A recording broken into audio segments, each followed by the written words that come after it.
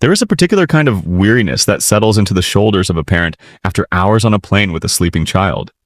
It is more than sore muscles or the stiff neck that comes from holding still for so long. It is a quiet, protective tenderness that refuses to switch off, even when the surroundings finally grow still. That was the weariness Elias Thorne carried through the revolving doors of the Windsor Crest Hotel on a Thursday evening in early November. His 6-year-old daughter Mira slept heavily against his shoulder. In his free hand he held a modest bouquet of red roses, the stems gripped low so the petals would not brush her face. He had bought the flowers at the airport in the final minutes before boarding because tomorrow marked the anniversary of his wife's death, and somewhere over Michigan he had decided the day would not arrive without roses in the house. Some habits outlast grief through pure determination. This was one of his. He moved toward the front desk with careful steps, the practiced gait of a father who would rather endure discomfort than risk waking his child. Elias was 40, with dark hair that never quite stayed neat, and a short beard that spoke more of travel than of careful styling. He wore a soft brown leather jacket, well worn at the elbows, and a messenger bag heavy with the usual chaos of traveling with a small child, snacks, a tablet, a change of clothes, and a stuffed rabbit whose left ear had been loved almost flat. Mira's pink jacket was creased from the flight. One of her braids had come half undone. Her small hand rested against the leather of his jacket, the rabbit tucked loosely under her arm. To anyone watching from across the lobby, they looked like nothing more than a tired father and daughter arriving late and hoping for a quiet room. What no one in the lobby could have known was that Elias owned the building. The Windsor Crest was the 7th property in the modest hospitality group he had built over 11 years, before Mira was born, before his wife Lena grew ill, before life rearranged itself into its present shape. He did not manage the daily operations of any single hotel. He had directors and regional teams for that. But he made a quiet habit of visiting his properties unannounced, dressed exactly as he was now, not to catch anyone out, but because he believed the only honest way to know how a place treated people was to be treated as an ordinary guest himself. He reached the front desk. 2 women stood behind it. The taller one, blonde hair and a neat, low bun, wore a navy blazer and a name tag that read Natalie. Her arms were folded loosely. Her eyes moved quickly over Elias, the jacket, the sleeping child, the roses, and settled into a judgment before he had spoken. Beside her stood a second woman in a cream blazer, dark hair loose, expression similarly guarded. "Good evening," Elias said softly, careful not to wake Mira. "I have a reservation under Thorne. Just checking in for the night." Natalie's gaze flicked to the computer, then back to him. "I'm not finding a reservation under that name." "It should be there," Elias said. "It may have been booked through the corporate office. Could you look again?" There was a brief silence, the kind that reveals how much effort someone is willing to give. "Sir," Natalie said, "even if there were an issue with the booking, we're completely full tonight. There's a corporate event on the upper floors. We simply do not have anything available." Elias shifted Mira's weight carefully. "I understand you're busy, but I'd be grateful if you could check a little more carefully. It's been a long flight, and my daughter needs somewhere to sleep that isn't an airport chair." Moments like this often show a person's character more clearly than any grand speech. The tone chosen, the willingness to try once more, the small decision to help or to dismiss. Natalie glanced at her colleague. Something unspoken passed between them. "I'm truly sorry," Natalie said in a voice that carried no real regret. "But there's nothing we can do. You might try the Hyatt 2 blocks down." The second woman, whose tag read Priya, added, not harshly but with careless finality, "Walk-ins can be difficult this time of year. Next time it might help to call ahead." Elias stood quietly for a moment. He was not yet angry. He had built his work on a simple belief. You learn more about people by watching how they treat someone who appears to have no power than by watching how they treat someone who clearly does. Right now he was only a tired man in a worn jacket holding his sleeping daughter and a bouquet of roses, and to Natalie and Priya that seemed to be all he was. Mira stirred, murmured against his shoulder, then settled again. "Is there a manager I could speak with?" he asked. "The manager is tied up with the event upstairs," Natalie replied. "I can't interrupt him for a room question. As I said, we're full." While Elias considered what to do next, a third figure appeared from a side door near the concierge desk. She was about 50, with kind eyes and silver-threaded dark hair pulled back simply. She wore the deep burgundy vest of a housekeeping supervisor. Her name tag read Carmen. She had been carrying an armful of fresh linens when she noticed the scene. The sleeping child, the roses, the father's tired posture, and the closed-off stance of the two women at the desk. She set the linens on a nearby cart and walked over. "Excuse me," she said gently, addressing Elias rather than her colleagues. "Is everything all right?" Elias looked at her. Her expression held an open, unhurried attention that had been missing from the desk. "I have a reservation that doesn't seem to be coming up," he said, "and I'm told the hotel is full." Carmen glanced at the computer, then at Natalie. "Did you check the corporate block? Executive bookings sometimes sit under the secondary tab and don't show in the regular search." Natalie's face tightened with irritation she quickly tried to hide. "I checked the system. There's nothing." "Did you check the secondary tab?" Carmen repeated, still gentle but with a clear firmness beneath the words. After a reluctant pause, Natalie clicked through the screens. Her expression shifted. "There is a reservation," she said slowly. "Thorn. Under the executive category." "I thought there might be," Carmen said simply. She turned fully to Elias then, looking at him the way someone does when they have decided every person who walks through the doors deserves to be truly seen. She noticed the roses. "Those are lovely," she said quietly. "Is tomorrow a special day?" Elias glanced down at the slightly crushed blooms. "It's the anniversary," he said, "of my wife. She died 3 years ago tomorrow. We always put flowers out. It's become our tradition.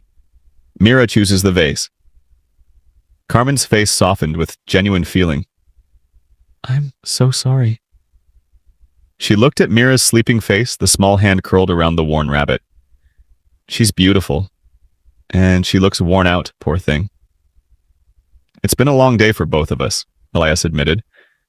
Carmen studied the bouquet again, then reached out after a brief, wordless request for permission, and gently straightened one of the bent stems, the small, automatic act of someone who notices what needs fixing and simply does it.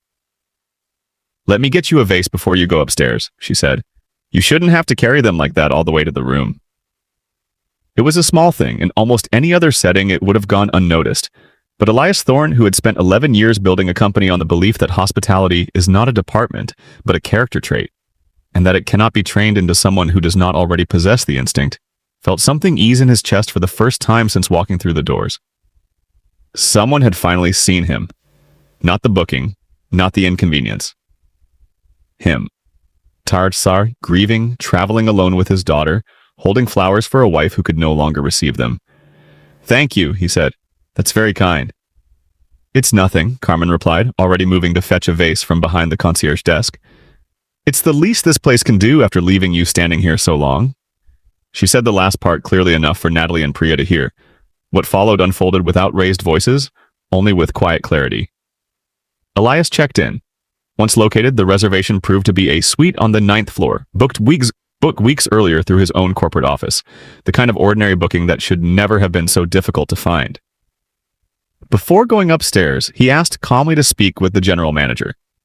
Not in anger, but because he had always believed patterns of behavior deserved understanding before correction. The manager, a composed man named Jonathan Hale, arrived within minutes.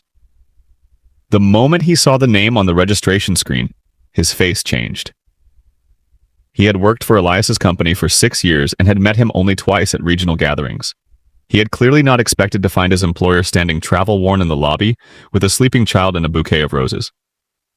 "Mr. Thorne," he said, "I had no idea. I'm terribly sorry about the confusion at the desk. I'll handle it at once." Elias raised a hand gently. "I'd like to talk with you about what just happened. Not as an owner correcting staff, but as a guest who was treated unkindly tonight for no reason other than how I happened to look when I walked in." He described the dismissiveness, the reluctance to check a second time, the suggestion to simply go elsewhere rather than make a modest extra effort. Then he spoke of Carmen, the Vase, and the kindness that had cost her nothing yet had meant nearly everything in that tired moment. "I'm not asking you to dismiss anyone in anger," Elias said. "I'm asking you to consider what kind of hotel we're actually running if the woman who restocks the linens understands hospitality better than the people standing at the front desk." In the end, Jonathan did let Natalie and Priya go. Not that same night, and not as an act of spite, but after a careful review the following week confirmed what Elias had already sensed. This had not been a single lapse, but a pattern recorded in earlier guest complaints that had been quietly filed away and forgotten. Elias took no pleasure in the outcome. He had always believed people generally rise to the standard they are shown, and he felt the failure belonged in part to the systems that had allowed such carelessness to continue unnoticed for so long. What stayed with him far more in the weeks that followed was Carmen. 2 days later, before checking out, he found her in the small break room behind the housekeeping office, eating a sandwich during her brief lunch. "Carmen," he said, knocking lightly on the open door. "Do you have a moment?" She looked up, startled, and began to rise, smoothing her vest. "Mr. Thorne, I didn't realize—" "Please," he said, "stay seated. I only wanted to thank you properly for the other night." She sat again, looking faintly embarrassed, the way genuinely kind people often do when their kindness is named aloud. "It was nothing," she said. "I just don't like watching people treated that way, especially a father traveling alone with a little one. I raised 3 children by myself after my husband passed. I know that kind of tired when I see it." Elias nodded. "I didn't know that." "Not many people ask," Carmen said simply, without bitterness. Just a quiet statement of how things usually go. He sat across from her. "I'd like to ask you something," he said. "I'm redesigning our regional training program, the one that teaches new staff what hospitality actually means beyond the scripted lines. I think you would be very good at helping shape it. In fact, I think you would be better at it than most of the people currently in the role." Carmen blinked. "I clean rooms, Mr. Thorne. I'm not a trainer." "You noticed a tired man, a sleeping child, and a bent flower stem," Elias said. "And you fixed all 3 without being asked in under 2 minutes, while 2 trained desk staff stood 3 feet away and saw nothing. That is not a small ability. That is the whole ability. I would like to pay you properly to teach it to others." Carmen accepted after several days of thought and one long conversation with her eldest daughter, who told her firmly that turning down the offer would be foolish. Within the year, she became the regional training coordinator for guest experience across all 7 of Elias's properties. A role that had not existed before that November evening, created specifically around the quiet work she had already been doing for years, without title or recognition. On her office wall, she kept a small framed photograph, not of the hotel or any award, but of a simple glass vase holding a bouquet of slightly crushed red roses. Elias had sent it to her the week after Mira's mother's anniversary, along with a card that read, only, "Thank you for seeing us when it would have been so easy not to." Mira herself remembered almost nothing of that evening. She had been asleep for most of it, and children keep what they need and release the rest. But she retained, in the soft, incomplete way young children remember important things, the image of a kind woman with silver in her hair who had straightened a flower for her father and smiled at her while she pretended to stay asleep against his shoulder.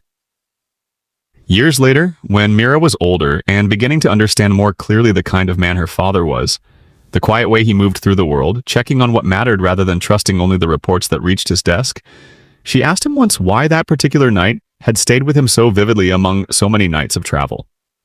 And Elias told her simply that it was the night he had been reminded all over again of something he had always believed, that kindness rarely arrives with ceremony. It appears quietly in the notice of a bent stem, a tired posture, or a sleeping child who deserves a bed instead of a lobby chair, and that the people who offer it without title and without expectation of reward are often the ones who most deserve to be truly seen. Perhaps that is what remains longest from an evening like this one. Not the unkindness, which fades soon enough, but the quiet decency of someone who simply chose to look a little closer. We never know, walking through a door worn and travel-weary, who will see us clearly and who will not. But it is worth remembering that the kindness we receive in our hardest, most ordinary moments, given freely by someone who expects nothing in return, is often the thing we carry farthest, long after the rest of the night has been forgotten.